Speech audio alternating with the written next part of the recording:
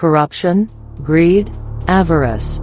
How far can a man go in his thirst for profit? And what is he willing to do? Is he willing to sacrifice 100 or even 1,000 lives? The lives of children, of women, of innocent men. Well, as the events of '56 in Japan showed, some people will do anything to line their pockets.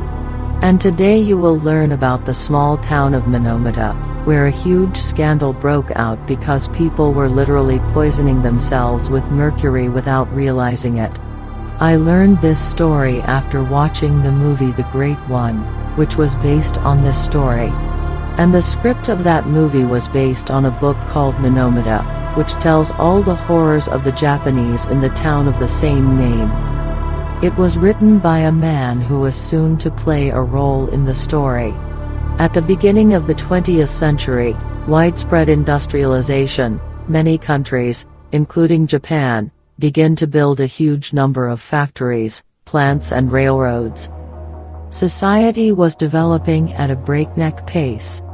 At that time, in the coastal town of Minamata, a factory company called Tiso, which produced various chemicals for household use, appeared and immediately got off to a good start. Why Minamata? The answer is simple. The poorer and more remote the village, the cheaper and more disenfranchised the labor. The villagers grabbed the opportunity with both hands because there were not many ways to keep from starving.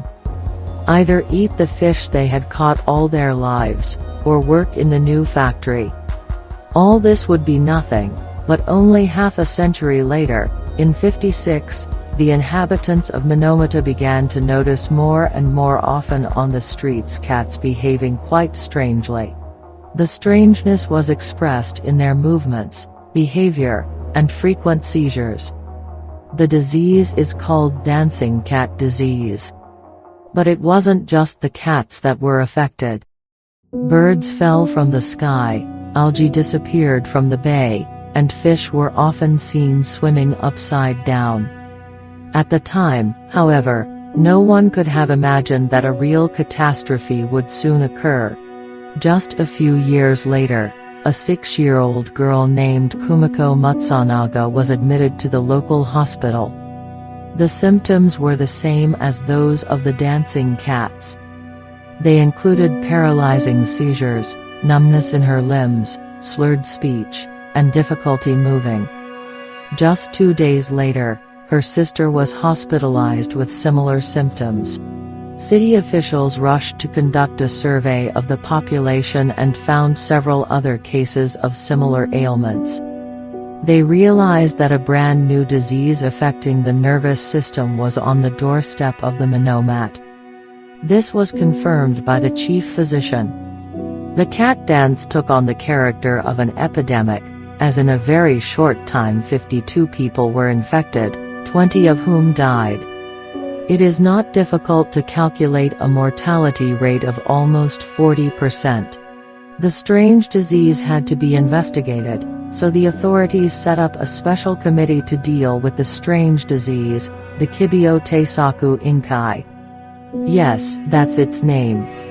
It included doctors from the local government, and soon the cause was finally determined to be metal particle poisoning. At the same time, new symptoms began to appear.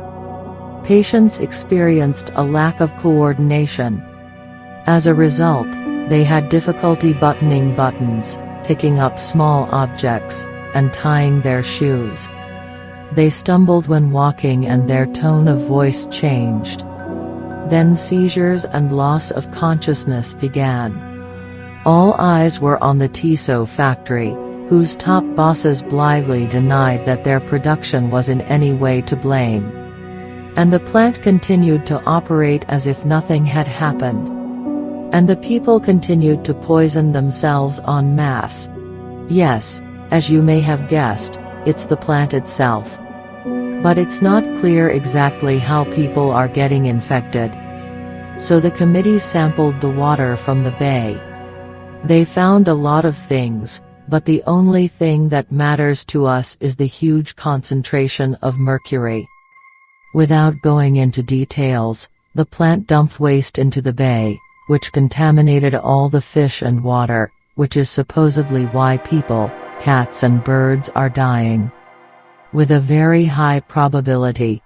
The fact that the committee found mercury there is good, of course, but you have to remember that these are poor people in the middle of nowhere, and they're dealing with a prestigious plant that, if you remember, was doing well from the beginning. So extortion, bribery and kickbacks came into play. Production continued. Finally, after a few years, the doctors managed to get through to the public. All sorts of commissions rushed to the plant, and the top brass, of course, took action. Can you guess what they did? The prefectural government banned the sale of fish from Minamata Bay. Yes, and the plant continued to operate. At that moment, it's hard to imagine how ordinary people felt when their main source of income, the seafood they used to feed their families, was taken away. As you can understand, they had little choice, either trade and eat fish, or the ash and salt factory. But the worst thing was that their relatives got sick and sick children were born. After all, a child in the womb, when exposed to mercury, absorbs it like a sponge and protects its mother from disease. Feelings did not stop there. Locals besieged the plant and, in a fit of rage, smashed everything in sight. The damage was estimated at $100,000. The riot was broken up by the police, but the aftermath was clear. Tiso tried to pay the victims more cheaply. They paid pennies on the dollar to victims who could prove poisoning, while ignoring those who had been recently infected. And there was even a certain achievement on the part of the company related to the installation of water purification filters.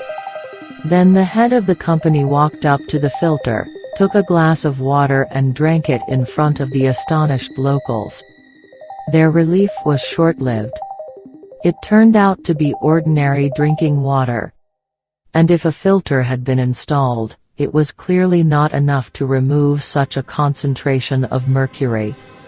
People continued to die. The New York Times even wrote about it. Meanwhile, in the United States, there was a man who wanted to intervene and help the people of Minamata end the conflict. In his childhood, he dreamed of becoming a pilot, but as it turned out, he became a professional photographer. He made his mark on the world with his images of the Second World War. Critics agreed that no one before him had ever photographed the war so powerfully. His name is Eugene Smith, and from that moment on, the story takes an unexpected turn. If you don't believe in fate, now is the time to believe. During World War II, he managed to visit Japan, where he received a serious jaw wound that kept Eugene out of work for a long time. He underwent 32 surgeries, and during his treatment he accidentally took a photo of himself walking through the Garden of Eden, which became the most famous photo of his career. And since I said that Eugene would help the people of Minamata, you might have guessed that. He did. After his injury, 25 years later, he returns to Japan with his wife, Eileen, to create a framework that will shake up the public and bring Minamata's problem to the attention of the world. When they arrived, the couple had planned to stay for only 3 months, but they ended up staying for 3 years. The reason they stayed so long was because of the people. The thing is, even now, you are unlikely to let just anyone take pictures of you, let alone your family and children. Especially in the position the locals were in. Exhausted, hopeless, and tired of the endless battle with the plant. Anyway, it was a sensitive subject. And Eugene couldn't just walk up to people he didn't know with a camera. Instead, he got to know people, learned their stories, what was on their minds, and over time became friends with many of the Minamata families. And this approach was itself a powerful element of his photographs. One of the images that Eileen, his wife, later decided not to distribute out of respect for the family is called Tomoko and Mother in the Bathtub. One of Eugene's quotes is, "The first thing I would eliminate from a journalist's vocabulary is the word objective." And really, if you're a journalist, you can't be anything objective. You put yourself, and therefore the viewer, in a situation, in the emotional center of what you saw and experienced. It was about understanding the reality of people and who they really were. And here's the thing. While virtually all of the locals were in favor of closing the plant or not poisoning the water with mercury, there was an undercurrent. And that was the workers at the plant. Yes, they may have been local, but the plant was still their only chance at a livelihood. And closing it down would have been a real blow to their pocketbooks. And if you don't have money, you can't feed your family. So we have two sides of the same coin. On one side is half of the local people who work at the plant. On the other side are the rest of the people who do not work in the factory and have nothing to live on. It's forbidden to sell fish.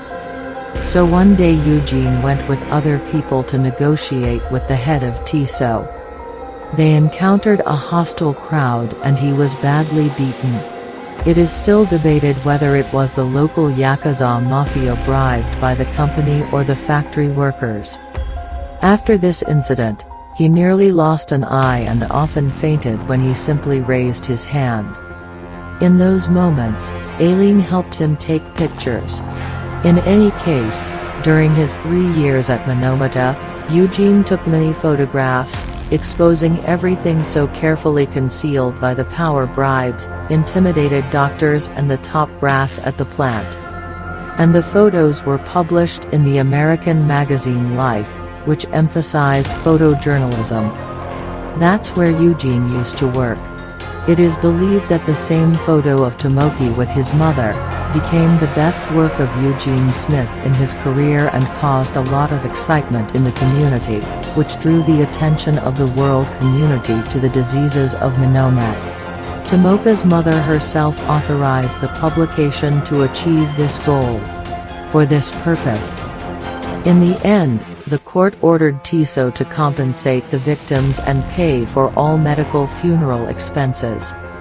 And of course, the Japanese government has taken it upon itself to clean up the mercury in the bay and has banned the discharge of mercury into the bay itself.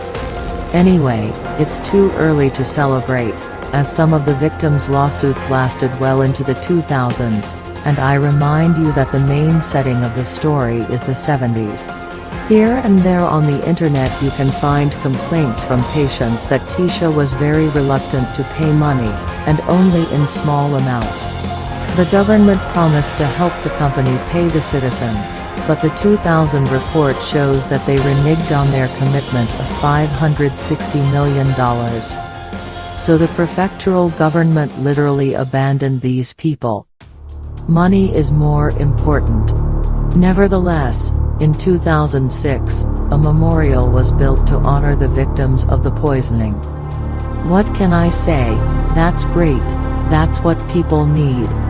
Finally, I would like to give you some statistics. A rough estimate is that Tisha dumped 27 tons of mercury into Minamata Bay. Of the 3,000 people who were contaminated, only 528 survived. And after the incident another 20,000 people were recognized as victims. And that's just the official figures. It's scary to imagine what's really going on. Eugene Smith's Minamata photo essay was the last of his career. He died of a stroke in 1978. The TISO plant at Minamata is still in operation today.